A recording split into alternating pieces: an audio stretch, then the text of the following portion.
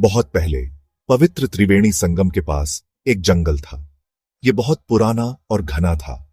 लंबे लंबे पेड़ आसमान छूते थे। धूप भी नीचे नहीं आ पाती थी।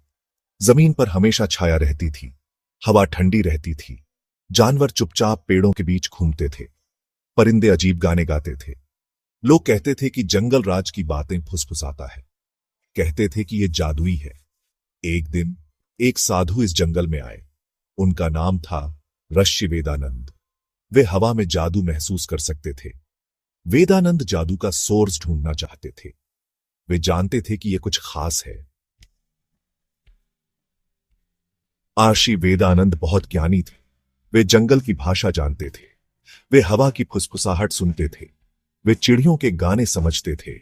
एक रात वेदानंद को एक सपना आया। हनुमान जी उनके सामने प्रकट हुए। हनुमान जी ने जंगल के बीच की तरफ इशारा किया। उन्होंने वेदानंद से वहां जाने को कहा। वेदानंद जानते थे कि यह भगवान का इशारा है। वे जंगल में और अंदर चलने लगे। वे डरे नहीं। उन्हें लगा कि हनुमान जी उनका मार्गदर्शन कर रहे हैं। जैसे ही वेदानंद चले, एक तूफान आया। तेज हवा चली। जोर से बारिश हुई। बिजली कड़की। वेदानंद ने एक बड़े पेड़ के नीचे पनाह ली। अचानक उनके पास बिजली गिरी।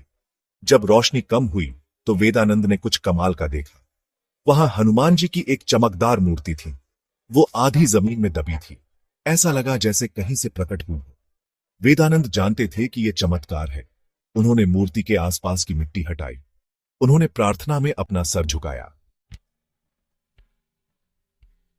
हनुमान जी की मूर्ति की खबर फैल गई। लोग दूर दूर से उसे देखने आए। उन्हें वहां एक शक्तिशाली उपस्थिति महसूस हुई। वे धन्य महसूस करते थे। वे जानते थे कि यह एक पवित्र स्थान है। उन्होंने मूर्ति के चारों ओर एक छोटा सा मंदिर बनाया। उन्होंने इसे प्रयागराज हनुमान मंदिर कहा। समय के साथ मंदिर बड़ा और सुंदर होता गया।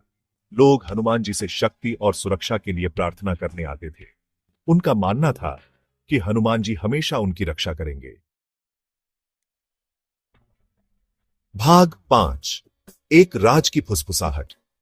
मंदिर में कई राज थे। लोग एक छिपे हुए दरवाजे के बारे में फुसफुसाते थे। कहा जाता था कि यह हनुमान जी की मूर्ति के नीचे है। वे कहते थे कि यह दूसरी दुनिया में जाता है, एक रहस्यमयी दुनिया जो अजूबों और खतरों से भरी है। दरवाजे की रक्षा एक शक्तिशाली आत्मा करता था। केवल हनुमान जी द्वारा चुने गए लोग ही वहां से गुजर सकते थे। कई लोगों ने दरवाजा ढूंढा था, किसी को नहीं मिला। ये एक कहानी बनकर रह गई जो पीढ़ी दर पीढ़ी चली आ रही है। एक दिन एक छोटा लड़का मंदिर में आया। उसका नाम अनिरुद्ध था। वह दयालु और बहादुर था। उसे हनुमान जी की कहानियां सुनना बहुत पसंद था। अनिरुद्ध को मंदिर से एक अजीब सा लगाव महसूस हुआ। वह हनुमान जी की मूर्ति की तरफ खींचा चला गया।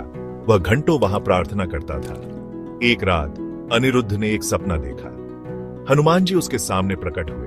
उन्होंने अनिरुद्ध से कहा कि उसे चुना गया है, छिपे हुए दरवाजे का रक्षक बनने के लिए चुना गया है।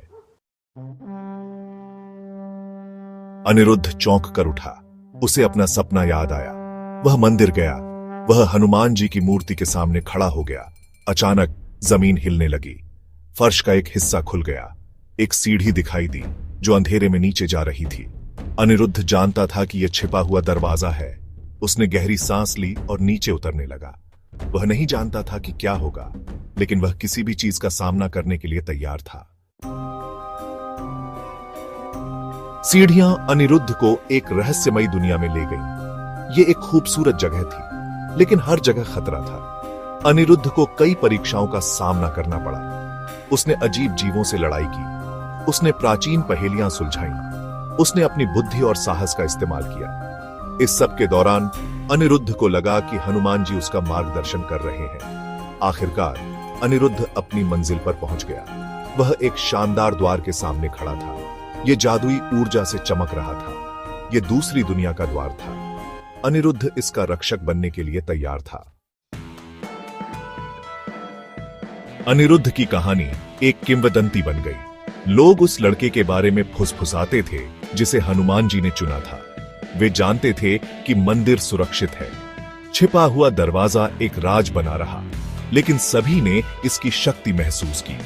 वे जानते थे कि जब तक रक्षक पहरा देता रहेगा, मंदिर और जो लोग इसकी दीवारों में शरण लेते हैं वे सुरक्षित रहेंगे। और इस तरह प्रयागराज हनुमान मंदिर ऊंचा खड़ा रहा, विश्वास और आशा का प्रतीक, विश्वास की स्थायी शक्ति और उन अनदेखी शक्तियों का प्रमाण